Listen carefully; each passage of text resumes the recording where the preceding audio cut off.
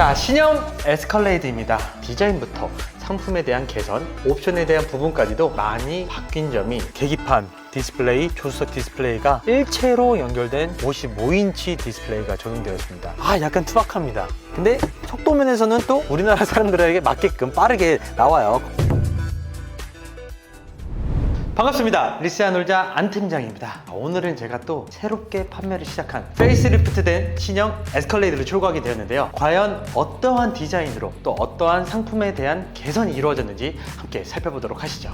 자, 신형 에스컬레이드입니다. 마치 경호 차량, 해외 영화에서도 정말 많이 등장하는 차량 중 하나라 보시면 될 것 같은데요. 이번 신형 에스컬레이드 같은 경우에는 정말 다채로운 변화를 이루었다 해도 과언이 아닐 정도로 디자인부터 상품에 대한 개선, 옵션에 대한 부분까지도 많이 바뀐 점이 상당히 매력 포인트가 되었습니다. 일단 차량 가격만 해도 숏바디 기준 1억 6,607만 원으로 구성되어 있는 상황이고요. 롱바디 ESB 모델 같은 경우에는 1억 8,807만 원으로 구성이 되어 있는 상황입니다. 이전 모델에 비해서 가격적인 부분이 조금 올라간 편에 속하지만 그만큼 만족스러운 옵션들을 넣어주었다고 하니까 오늘 안 팀장이 제대로 한번 더 보여드리도록 하겠습니다. 전면부 디자인에서는 크게 아마 못 느끼실 수도 있겠지만 캐딜락을 좀 좋아하시는 분들은 많은 변화가 있다는 걸 눈치채셨을 것 같아요. 이전 모델에 비해서 주간주행 등과 이 헤드램프 디자인이 바뀌었습니다. 일체형으로 그리고 일자형으로 쭉 내려오게 바뀌면서 확실히 차체에 대한 크기를 그리고 즉각적인 요소들을 좀 더 강조하는 모습을 보여주고 있는 상황인데요. 현재 이 모델 같은 경우에 스포츠 모델로서 일반 럭셔리 트림과는 다르게 가운데에 검정색 그릴이 적용이 되어 있습니다. 다만 이 스포츠 모델 같은 경우에는 발광 그릴 라이트는 들어가 있지 않고 이 가운데 엠블럼 쪽에서만 라이트가 나온다는 점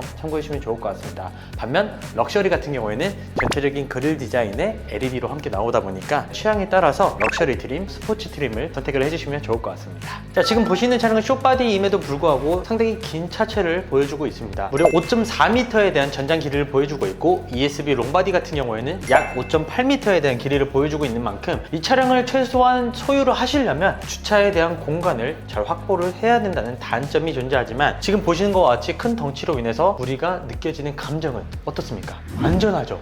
튼튼하죠? 사고가 났을 때에도 이 차가 나를 좀 많이 보호해줄 수 있을 것 같은 그런 느낌을 강하게 보여주고 있습니다. 게다가 큰 차체에 비례해서 휠도 더 커졌는데요. 이번 신형 페이스리프트로 바뀌면서 양산형 최초 24인치 휠이 적용이 되어 있습니다. 거대한 휠이 들어가 있어서 확실히 그 존재감이 압도적이라 할 수 있겠습니다. 다만 휠 크기가 커진 만큼 연비는 줄어들겠죠. 이 숏바디 기준으로 했을 때 복합 연비가 6.4km 정도 나온다고 하고요. ESB 롱바디 같은 경우에는 그보다 낮은 5.9 정도 나온다고 하니까 연비에 대한 부분을 신경 쓰는 분들은 에스컬레이드를 선택을 하시면 안 된다는 점 참고해 주시면 좋을 것 같습니다. 자, 추가적으로 이 측면에서도 또 재밌는 옵션이 들어가 있어요. 이 차량은 기본적으로 전고가 높기 때문에 전동식 발판 사이드 스텝이 기본적으로 들어가 있거든요. 그래서 문을 열 때 기본적으로 전동식 사이드 스텝이 들어가 있습니다. 그래서 탑승에는 불편함이 전혀 없을 거라는 생각이 들고요. 여기에 재밌는 옵션 중 하나죠. 문이 자동으로 열리는 원터치 시스템이 다 들어갔습니다. 터치 한 번으로 문을 열고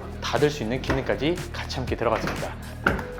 이런 식으로 물체가 있을 때는 물체를 인식해서 그만큼 조금 열립니다. 그리고 닫을 때는 한 번 더 원터치, 닫히면서도 소프트 클로징까지 같이 함께 적용된 모습이 플래그십 SUV에 대한 면모를 제대로 보여주고 있다. 후면부 디자인 같은 경우에는 거의 바뀐 점이 없는 듯한 느낌이 들죠. 하지만 세심하게는 좀 바뀌었어요. 이 일자형 테일램프 디자인 자체가 약간은 변화되었다고 하는데 이전 모델과는 큰 차이는 없어 보이는 것 같습니다. 램프 자체가 크고 길쭉하기 때문에 이 점은 상당히 좀 마음에 드는 것 같습니다. 자, 그리고 캐딜락 에스컬레이드 하면 되게 유명했던 부분이 바로 이 뒷유리가 열린다라는 장점을 가지고 있는 차량입니다. 그래서 뭐 캠핑이라든지 차박이라든지 반려견을 키우시는 분들에게도 상당히 좀 좋은 차량 중 하나라고 볼 수 있겠는데요. 여기 보면 와이퍼가 기본 순정 자체가 내장이 되어 있어요. 그래서 이게 유리창이 닫혀 있을 때는 잘 안 보이지만 실제로 여기 와이퍼가 위치해 있어서 비가 왔을 때는 또 뒷유리를 잘 닦아줄 수 있는 기능 자체가 탑재가 되어 있습니다. 자, 그리고 트렁크는 어떻게 하냐?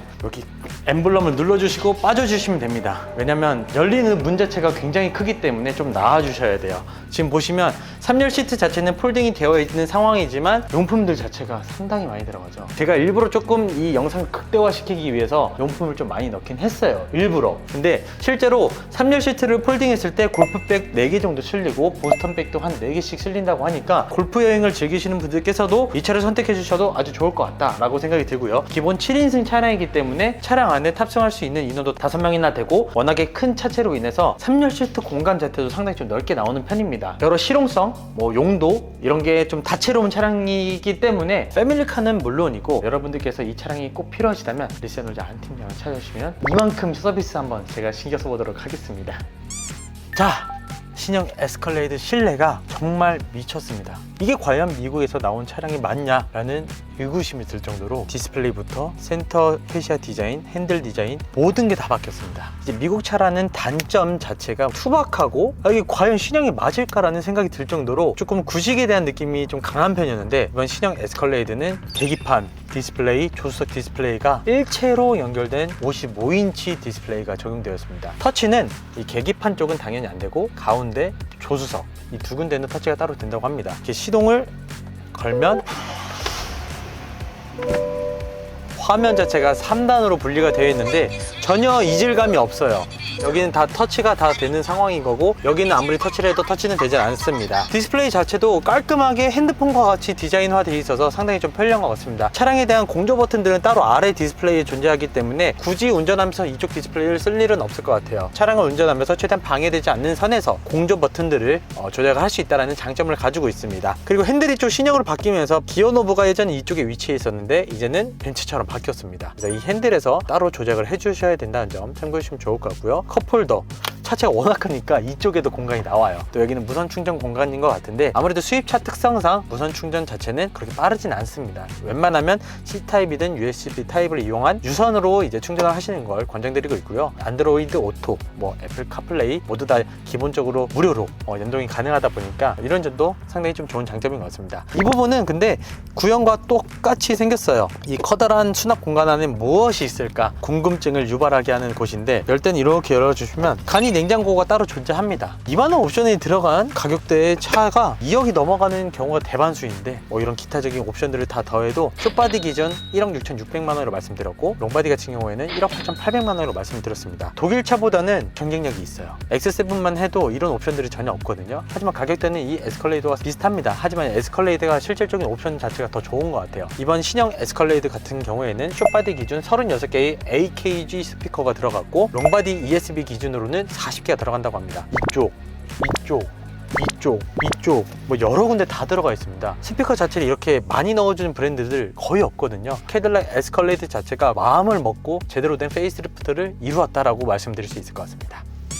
자, 이번에 2열 시트입니다. 이번 신형 에스컬레이드 같은 경우에는 블랙 시트, 베이지 시트, 그리고 그레이 시트 이렇게 세 가지로 판매를 하고 있는데 전에는 와인 시트라는 게 있었어요. 그것도 상당히 좀 인기가 있었는데 이번 신형에는 적용이 안 된 걸로 보여집니다. 오늘 판매하게 된 차량은 블랙 시트로 구성이 되어 있는 상황이고요. 숏바디 같은 경우에는 꽤나 괜찮은 가죽 소재가 들어가지만 ESB 롱바디 같은 경우에는 훨씬 더 좋은 리무진 시트가 적용된다고 합니다. 그리고 롱바디 같은 경우에는 뒷좌석에 대한 추가적인 옵션들이 더 들어가다 보니까 좀 더 의전용 차량으로 사용하고 싶은 분들께서는 롱바디 차량을 선택해 주시는 것도 좋을 것 같아요. 하지만 이 숏바디만 해도 이렇게 기본적으로 뒷좌석 디스플레이가 들어갑니다. 2열 시트에서도 전반적인 차량에 대한 조작이 손쉽게 가능하다는 점 참고해 주셔도 좋을 것 같고 자녀분들이 이 뒤에서도 조용히 장거리 여행도 떠날 수 있다는 장점을 가지고 있습니다. 그런데 캐딜락 에스컬레이드가 원래 좀 투박했어요. 정말 투박함으로 유명했었는데 이 부분도 솔직히 저는 약간 투박한 것 같아요.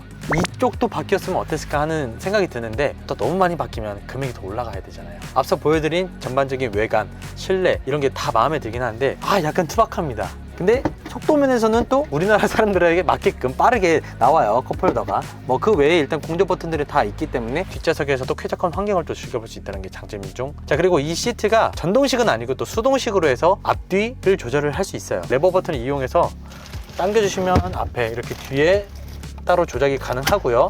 여기에 폴딩 버튼도 레버로 따로 구성이 되어 있습니다. 파노라마 썬루프까지 들어간 차량이기 때문에 시원한 개방감은 당연히 느낄 수 있고요. 이 크나큰 공간감 덕분에 차량의 안에서 약간 답답함은 전혀 없을 것 같습니다. 3열 시트는 제가 아까 보여드린 용품들 때문에 폴딩이 되어 있어서 제가 한 번 더 다음에 보여드리도록 하고요. 자, 오늘 추구하게 된 신형 에스컬레이드 숏바디 차량 상당히 만족스러운 평가를 드리고 싶습니다. 개인적으로 10점 만점에 10점을 주고 싶을 정도로 정말 잘 만들었고 캐딜락 에스컬레이드 지금 신형 자체가 계약이 많이 밀려있다고 합니다. 리센올자 안 팀장 찾아주신다면 빠르게 출고 도와드릴 수 있으니까 이 상단에 보이시는 연락처로 빠르게 연락 주시면 될 것 같습니다.